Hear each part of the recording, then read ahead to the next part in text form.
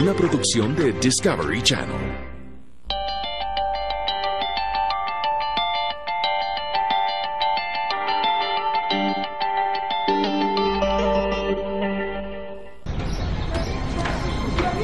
A veces, las cosas no son lo que parecen. Claudia Mijangos era una persona muy católica, muy creyente.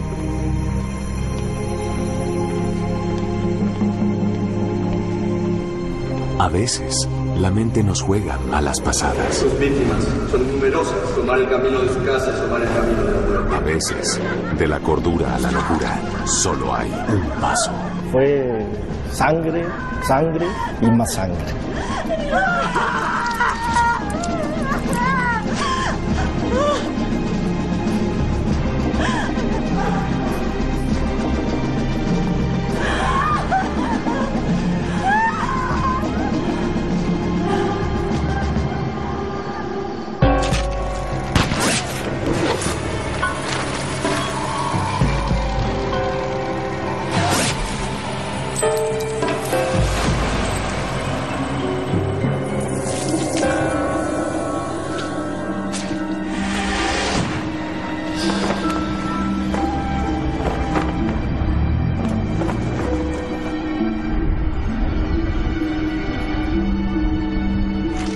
Querétaro está situado a 221 kilómetros del Distrito Federal de México.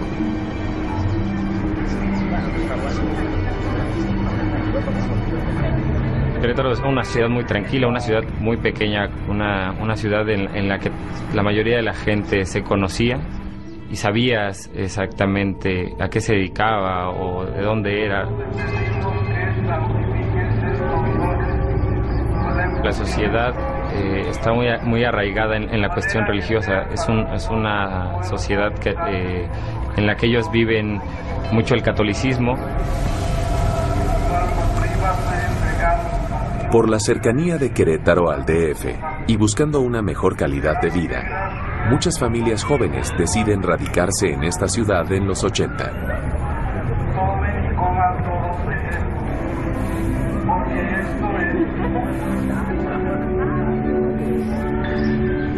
Claudia Mijangos nació en Mazatlán, era hija de una familia muy acomodada. Sus padres fallecen y le dejan una herencia a Claudia, una herencia muy onerosa. Ella en ese momento ya estaba casada con Alfredo Castaño.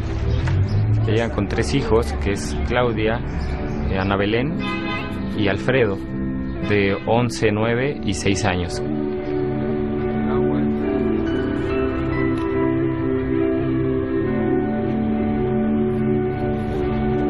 Soy el padre Rigoberto Castellanos Franco. Estaba en ese momento en el Colegio Fray Luis de León como director general del colegio. Ella tenía 3 hijos en el colegio, en la primaria, y también estaba en un grupo de madres catequistas que enseñaban la religión.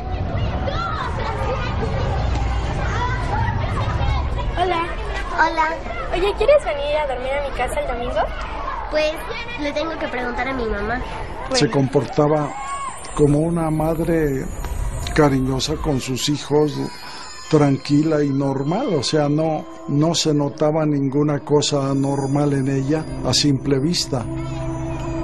Físicamente era una mujer muy guapa, joven, tendría unos 30, 35 años. Antes de casarse y de formar su familia, Claudia Mijangos es elegida reina de la belleza en su natal Mazatlán. Una vez que se establece en Querétaro, abre una tienda de ropa exclusiva para mujeres.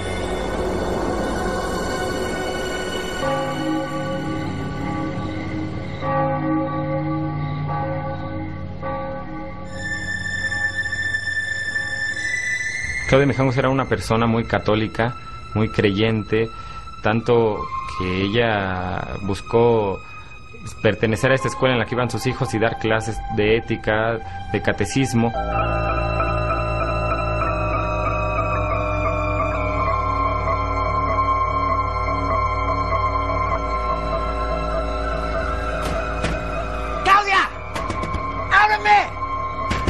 ¡Pinche loca! ¡Ni se te ocurra tocar mis cosas, pendeja! Después de todo, la vida de Claudia Mijangos no es tan perfecta como parecía.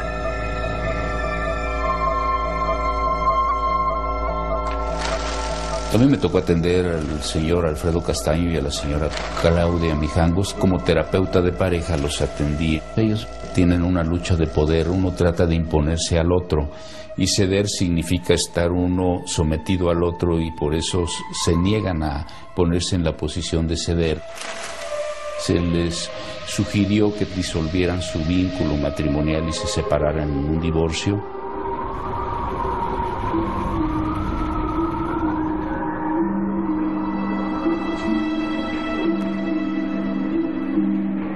Nadie puede reprocharme nada. Yo he cumplido con todas mis obligaciones y lo único que pido es que anulen este matrimonio. Usted no sabe lo que es vivir con ese hombre.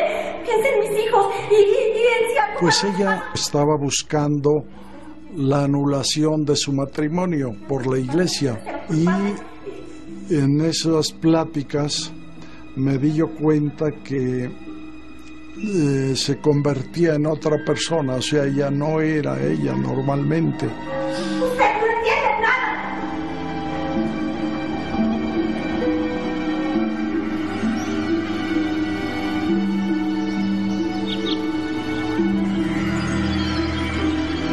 También se especulaba que tuvo alguna relación ella con el padre Ramón.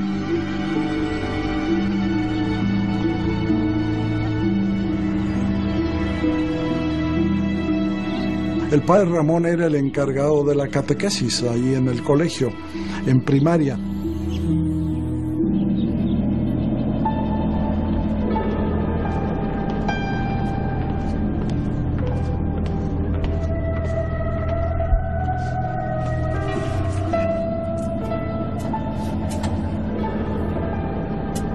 Me siento nerviosa.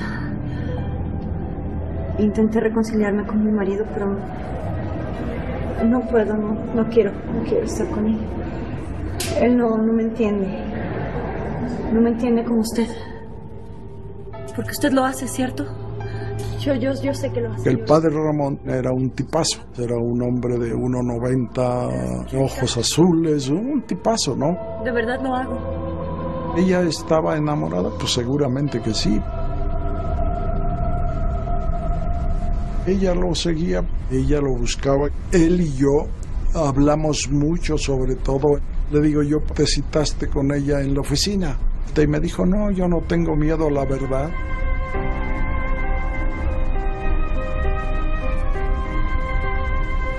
¿No se da cuenta?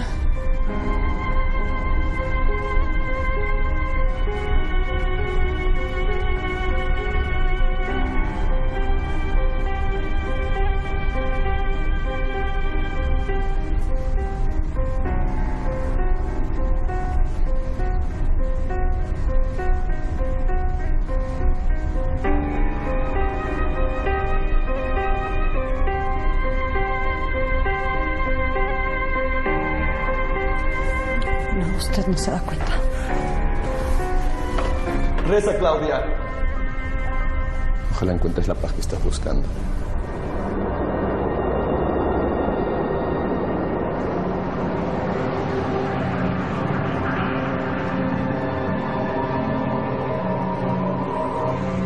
Yo le dije a su esposo, pues yo creo es que usted debe tener la custodia de los niños, no ella. Él estaba peleando la custodia, pero normalmente la custodia siempre se la dan a la mujer. Yo les ha herido la muerte. Los niños. Sus víctimas. Miedo. Ella veía cosas, demonios, ángeles, decía cosas incoherentes y realmente se descomponía psicológicamente. En Querétaro, México, Claudia Mijangos y Alfredo Castaño, una joven pareja con 3 hijos pequeños, ¡Claudia! rompen su matrimonio. ¡Ábreme! Una y otra vez, Alfredo busca una reconciliación, pero los ojos de Claudia parecieran estar puestos en otro hombre. Claudia Mijangos tenía muchos problemas con su esposo. Ella era muy allegada a la iglesia, en la cual tenía una relación con un padre llamado Ramón, que se especulaba mucho que ese fue el problema que llevó a que ella se divorciara de su esposo. Conmigo, con mi vida, con mis hijos. Dígame, padre, si está mal estar enamorada de un hombre que no es mi esposo. Dígame si está mal.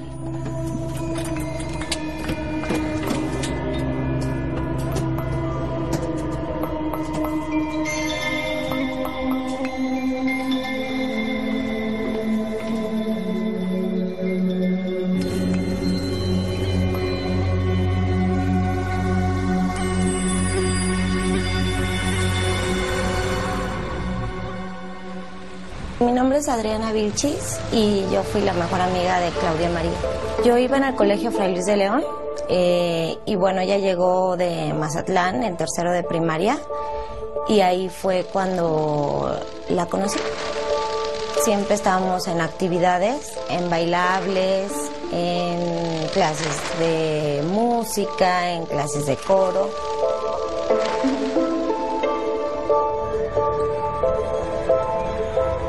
La kermés se hace cada abril, los domingos. Es una fiesta muy grande. Al día siguiente no hay clase. Alfredo Castañón lleva a los niños a una kermés de la escuela. ¿Me estás diciendo loca? Cuando regresa, él trata de hablar con ella para volver a regresar. Vuelven a discutir.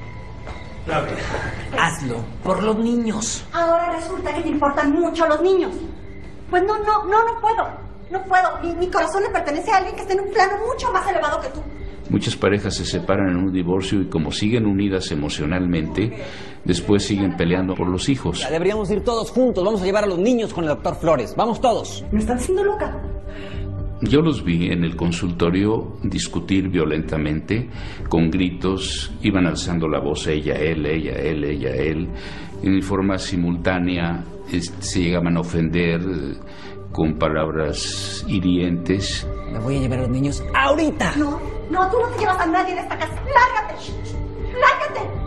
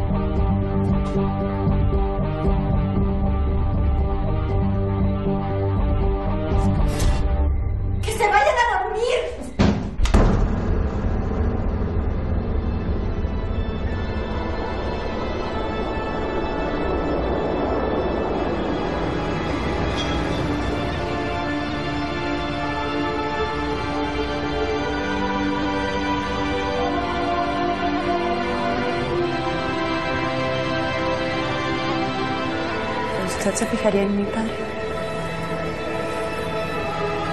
Si no fuera sacerdote, ¿se fijaría en mí? Claudia, tú entiendes que la iglesia jamás me permitiría eso. No lo entiendo.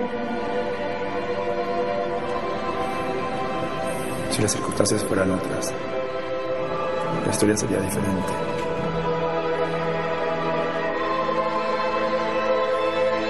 Comenzaba a llamar y me decía, es que no puedo dormir. Ella veía cosas, demonios, ángeles, y me decía que el padre Ramón llega desnudo. ¡Protégenos!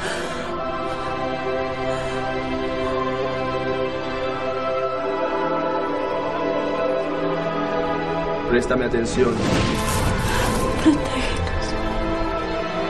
Empezaron a derivarse más voces que ella hablaba, que le hablaba una voz maligna, una voz del demonio, que le decían que Mazatlán se había caído, se había derrumbado, que Querétaro era un espíritu.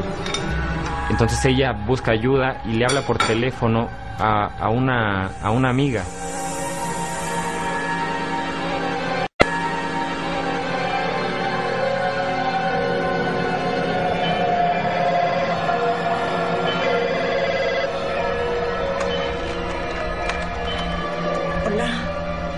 Hola, Mazatlán ha desaparecido. Claudia, ¿eres tú? No queda nada. ¿Qué dices? Todos están muertos. ¿Quiénes están muertos? Todos. Claudia, cálmate, no pasa nada. Mañana temprano voy a verte.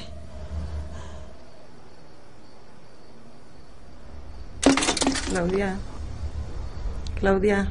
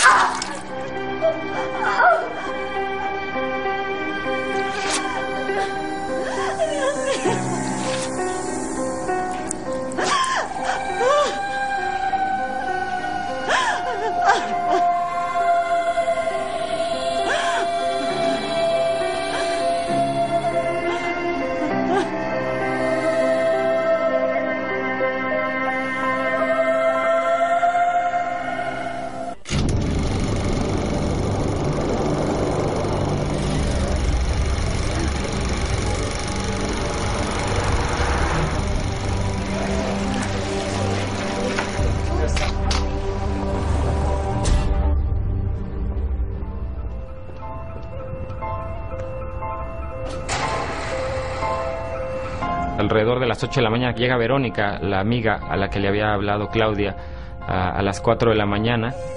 ¿Claudia? ¿Claudia? ¿Claudia? ¿Claudia?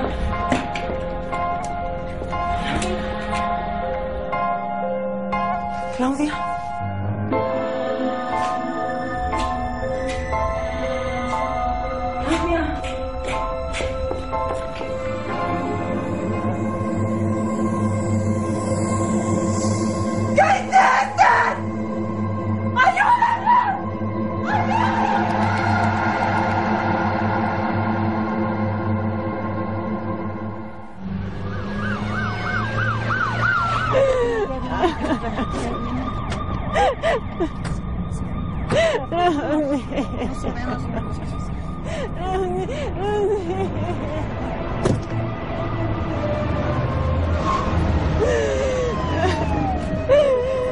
Ese lunes 24 nosotros escuchamos por la radio del vehículo que había un homicidio en la colonia Jardines de la Hacienda. Por tal situación nos dirigimos a dicho lugar para ver de qué se trataba. Llegamos a la casa, había la puerta abierta, no había violencia en las chapas ni nada de esto, porque tenemos que ver sus medios de acceso para ver si estaban preservados, si había algún tipo de maniobras de que haya sido violentado. Cuando se hace el llamado a la gente del Ministerio Público, les decían que en el lugar del hecho se encontraba una persona o varias personas lesionadas o muertas, no sabía. Nos trasladamos con la gente del Ministerio Público para poder nosotros empezar a hacer nuestro trabajo criminalístico. Fuimos tomando fotografías, fuimos haciendo un croquis, que es otro medio de fijación, fuimos escribiendo o narrando lo que estábamos viendo.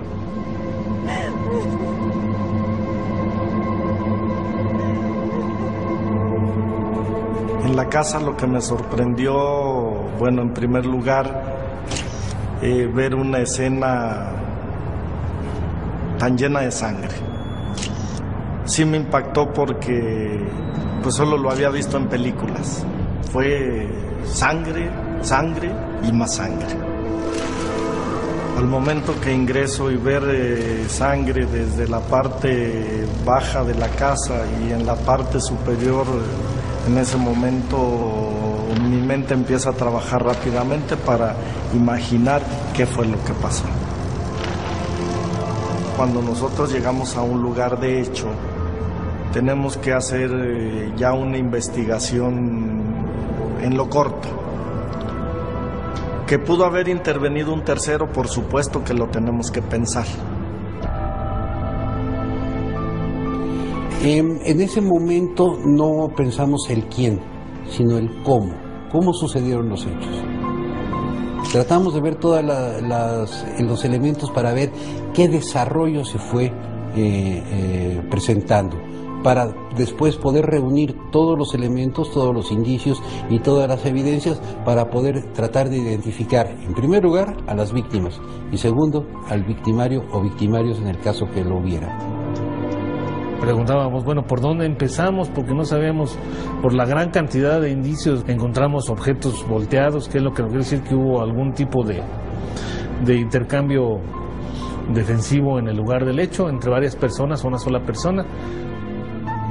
En un momento las autoridades piensan que alguien había ido a asesinar a Claudia.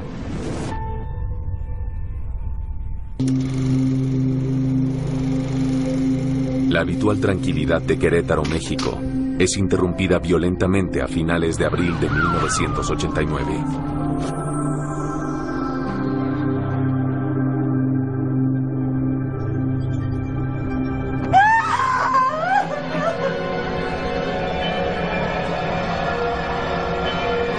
Pues si tuviera que utilizar una palabra para dar una descripción y que esta palabra fuera suficiente, yo diría que era una escena dantesca.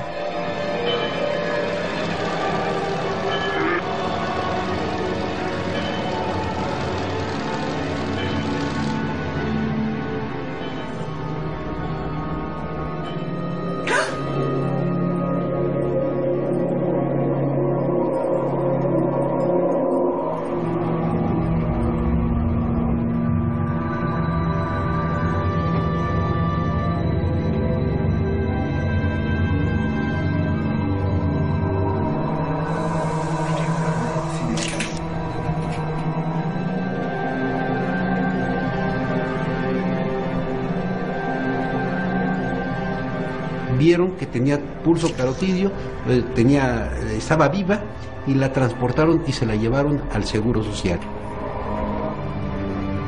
Y tenía unas lesiones muy superficiales en la cara anterior de ambas muñecas, aproximadamente 2 o 3 en cada una, pero realmente fueron lesiones sin mayor complicación. Claudia Mijangos es trasladada al Hospital del Seguro Social en estado de shock. Su marido, en tanto, se presenta a declarar ante el Ministerio Público de la ciudad.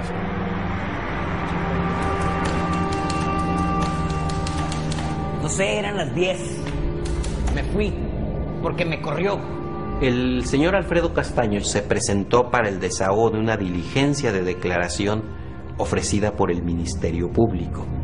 Él se apreciaba serio, poco sociable, más bien como muy ensimismado y no hablando más de aquello que se le preguntara, ni socializando con más personas. Quiero ver a mis hijos. ¿Qué falta? Esto corrió como un reguero de pólvora y había señoras dando el apoyo a Claudia Mijangos porque decían que el papá era el homicida.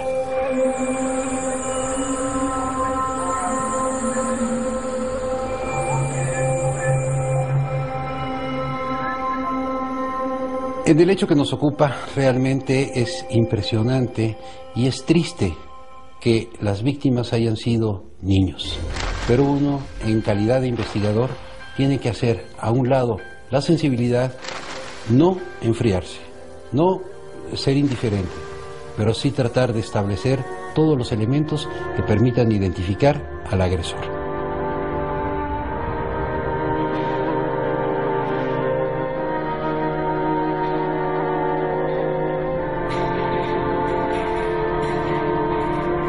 Los cuerpos de Claudia María, Ana Belén y Alfredo, hijo, arriban al CEMEFO donde se determinará cómo murieron.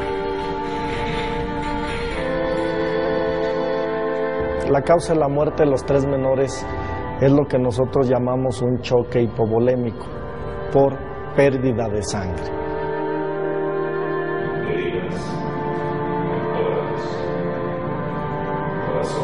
Tenían un patrón muy semejante de lesiones. 2 heridas por instrumento punzocortante en la cara anterior de tórax a nivel esternal y 2 en la cara posterior de tórax en los espacios interescápulo-vertebrales. Lo que nos indica que el movimiento también que hace la gente vulnerante desde arriba hacia abajo lesiona y lesiona, vuelve a lesionar en ese mismo plano, estando tendido el cuerpo, hace ese movimiento, jala, posteriormente lo voltea, los da en la parte posterior. Cuerpo infantil aproximadamente de 5 años, de sexo masculino. Al niño fue el que tuvo lesiones en mayor cantidad. Ahí fue lesionado también en la región anterior de tórax, región posterior de tórax, y le fue amputada la mano izquierda. Lo mismo pasó con el cadáver de la menor, del medio, ya que le hicimos tanto parte anterior como posterior, empezamos a revisar los miembros superiores, vi que presentaba cortes a nivel de muñeca o a nivel de tercio anterior, cara anterior. Tenía una amputación no completa porque se veían los tendones, músculos, hueso, no alcanzó a amputar por completo esa mano. La menor de mayor edad también tenía las mismas lesiones. Las heridas con arma blanca que provocan la muerte de los 3 niños, según dictaminan los médicos legistas, son obra de una sola persona. Todo fue indicando y llevándonos hacia que Claudia Mijangos había sido la que había cometido ese hecho. Definitivamente no pudo haber existido una tercera persona, porque en los estudios criminalísticos encontraron manchas de sangre proveniente de sus menores hijos en su vestimenta y en el cuchillo que traía sobre la mano, sus huellas digitales y sangre que correspondía a los menores. El esposo tampoco lo creía, era increíble para él. Él reconocía que tenía conflictos con ella, pero no podía creerlo, que la gente se lo reprochara la culpa a él. Yo estaba tratando de convencerla de volver a terapia. Alguna vez estuvimos en terapia y las cosas empezaban a funcionar, pero de pronto se convirtió en la maestra de catecismo. Con cada hora que pasa, más periodistas llegan a la escena terrorífica de los hechos. A mí me llamó la atención que la residencia de esta mujer estaba tapizada de imágenes religiosas. Era inexplicable que una mujer profundamente religiosa y, en consecuencia, temerosa de Dios, hubiera sido capaz de quitar la vida a sus 3 hijos. En 1989, la ciudad mexicana de Querétaro atraviesa por uno de los capítulos más oscuros de su historia. En un aparente ataque de locura, Claudia Mijangos, de 33 años, asesina a sus 3 hijos a apuñaladas. La noticia del filicidio causa gran conmoción por todo el país. Al ser un caso que estremeció a Querétaro entero, esto traspasa a la entidad para irse a todos los estados y que los medios nacionales tomen también el caso, al ser algo que no podían creer, que una madre había asesinado a sus hijos, sí tomó un gran ruido en la sociedad. Y más que haya sido en Querétaro, que cuando Querétaro era conocido por ser un estado en la que la gente vivía en una armonía, en una paz, vivían en familia. Entonces eso estremece a Querétaro.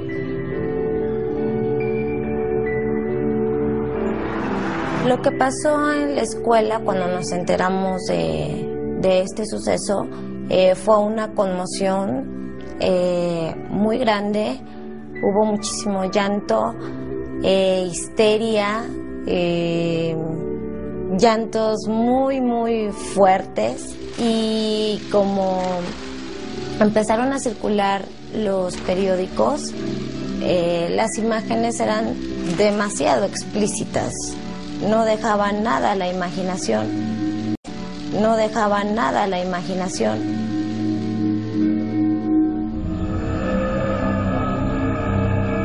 Tuvimos que llevarle psicólogos para que hablaran con los niños, para pues que los tranquilizaran y les dijeran que la vida sigue y todo, pero es un momento muy impactante. Yo fui a declarar ante el juez después del padre Ramón, fue el primero. Tras prestar declaraciones ante el Ministerio Público, la Arquidiócesis de Querétaro reubica al padre Ramón. En la escena del espeluznante suceso, los peritos continúan en la colección y clasificación de evidencias. Recorrimos el pasillo, encontramos muchas huellas de embarramiento, lagos hemáticos, goteos estáticos. En la escalera encontramos apoyos de manos. Subiendo encontramos en el pasillo manchas de sangre por arrastre que salen del cuarto de las niñas, del cuarto del niño, y se dirigen hacia la recámara principal. Lo primero que hicimos fue ir a la recámara de las niñas, localizando en ese lugar un instrumento punzocortante, un cuchillo de cocina. Y en el vestidor encontramos 2 cuchillos más, los cuales esos 2 cuchillos y el que se encontró en la recámara de la niña provenían de un cuchillero que estaba en la cocina.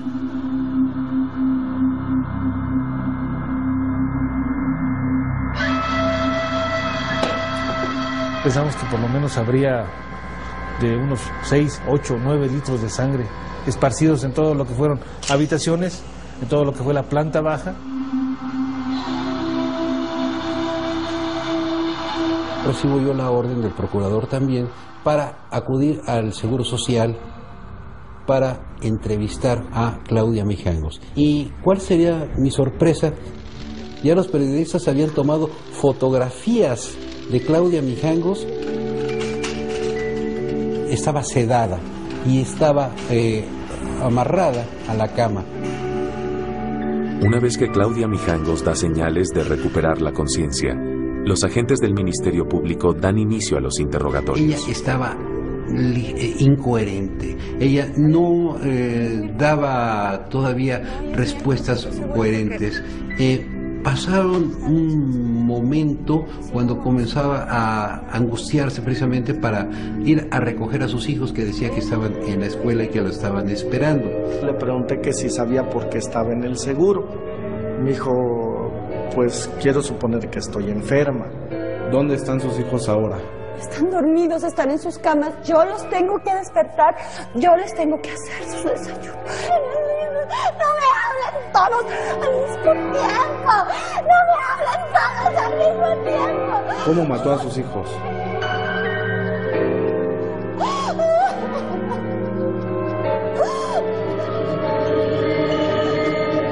¿Dónde están mis niños?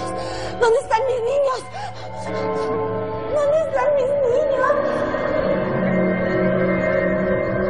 Calculamos que la muerte de los chicos comienza a las 3 de la mañana. Deben haber durado bastante tiempo.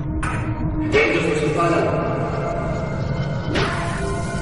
In nomine del nostris menastus Felixensi. Son criaturas diabólicas. Ellos nos separan. Hazlo, Claudia. Yo estoy contigo. Dios está con los dos. Polvo eres y en polvo te convertirás.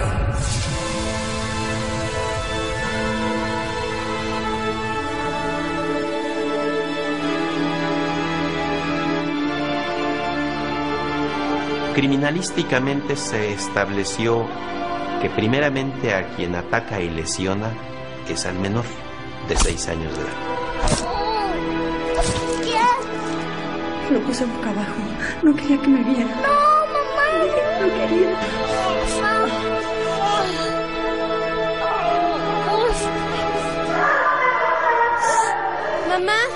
Mamá, ¿qué pasa? Una de las vecinas refiere haber escuchado unos gritos que decían: a mí no, mamá, a mí no.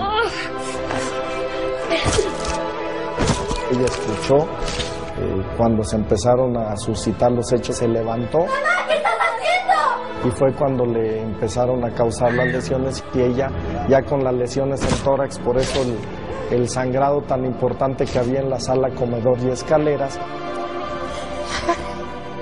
La detuve. El instinto de conservación de vida pues le permite que trate de escapar de su madre, empieza a sangrar. Ella siempre ha sido tan bonita. ¡Hazlo, Claudia! ¿Qué está pasando? ¡Dios está con nosotros!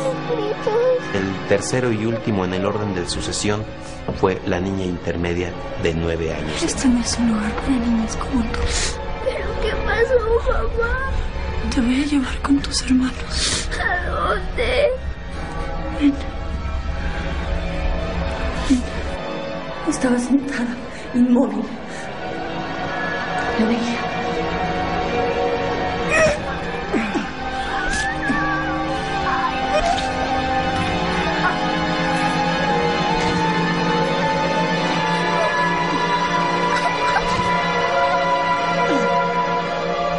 Durante el periodo de crisis desarrolla mucha actividad, pero al momento en que tal crisis va pasando, también hay un debilitamiento, hay un cansancio y posiblemente ella, por todo el esfuerzo desplegado, ya no tuvo la fuerza suficiente para causarse lesiones que le hubiesen producido un mayor daño o la misma muerte.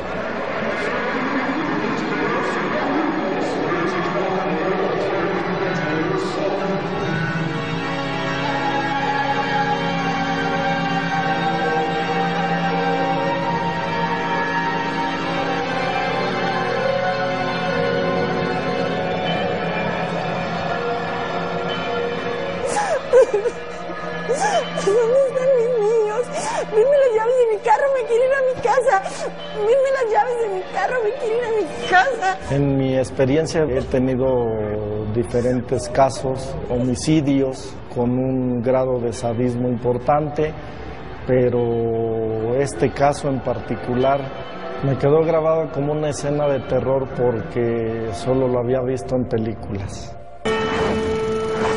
En la ciudad mexicana de Querétaro, una mujer asesina a sus 3 hijos a apuñaladas en una noche que marca para siempre la historia de esta tranquila ciudad.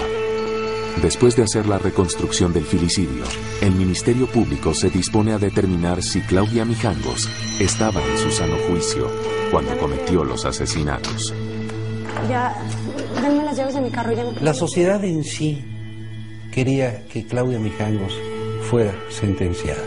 La sociedad pedía a gritos de que esta mujer, por el hecho que había cometido, fuera sentenciada con todo el rigor de la ley. Nunca pensé que la violencia que se estaba dando en las interacciones entre ellos como pareja podían acabar en los sucesos como sucedieron, porque además hay un instinto maternal que protege a los hijos. Las madres dan la vida por proteger a sus hijos. Vamos todos juntos. Estos hechos se debieron a un fenómeno que nada tiene que ver con su conducta como madre. ¡Tan egoísta! Niños, ahorita mismo. No. El concepto de imputabilidad e inimputabilidad en el derecho penal y propiamente para las consecuencias de este derecho es algo que es trascendental. Pues esas personas tendrán que ser sometidas a procedimientos especiales para inimputables, en donde además de verificarse las condiciones del hecho y de su participación, también se tiene que estudiar sus condiciones físicas y psíquicas, su salud física y mental.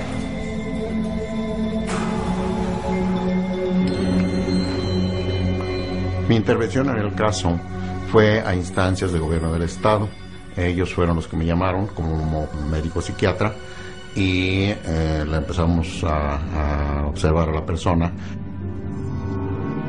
Los antecedentes principales fueron de que ella había agredido al marido en varias ocasiones. En algunas ocasiones lo sacaba en la mitad de la noche al patio sin calzones y ahí lo dejaba por horas. Entonces este caso, siendo contra natura, entonces llamaba mucho la atención y siendo súbito. Entonces ordenamos un electroencefalograma.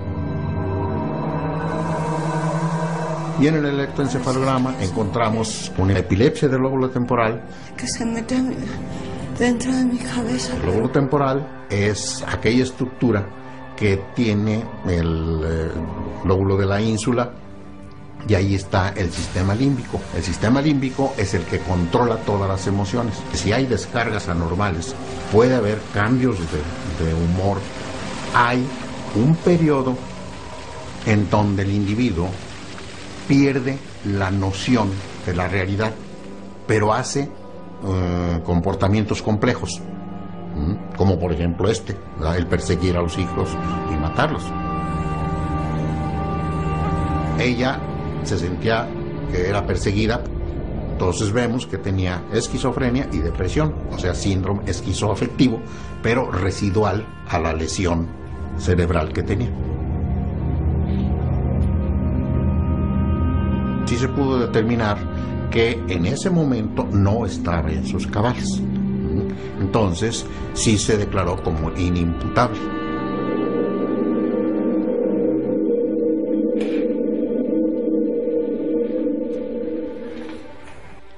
A la señora le dictaron una sentencia ya dentro del procedimiento especial para inimputables de una medida de seguridad de 30 años de duración. Nunca se confirmó que ella tuvo una relación con el padre Ramón.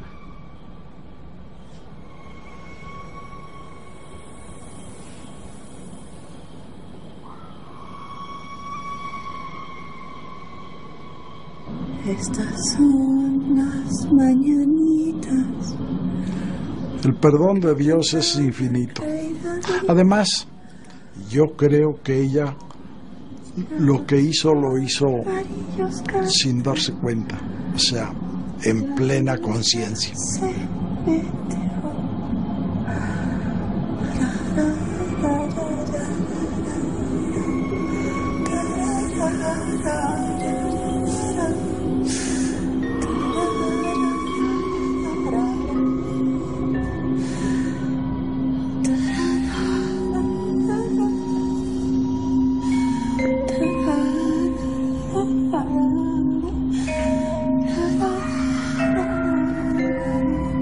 Esa casa es parte ahora del folclore queretano. Mucha gente va a ver la casa de Claudia Mijangos. Conozcan la casa de la Corregidora, los Arcos de Querétaro y la casa de Claudia Mijangos. Mira que ya amaneció. Leyendas urbanas que aún todavía corren de boca en boca, de que estas inocentes criaturas regresaron a su casa y dicen algunos haber visto sombras, y ahí está la casa como un testigo mudo, llorando la muerte tan dolorosa de aquellas criaturas.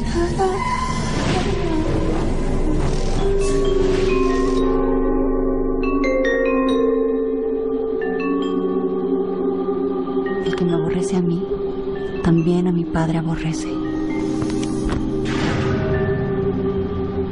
Que sueñen con los angelitos, mis niños.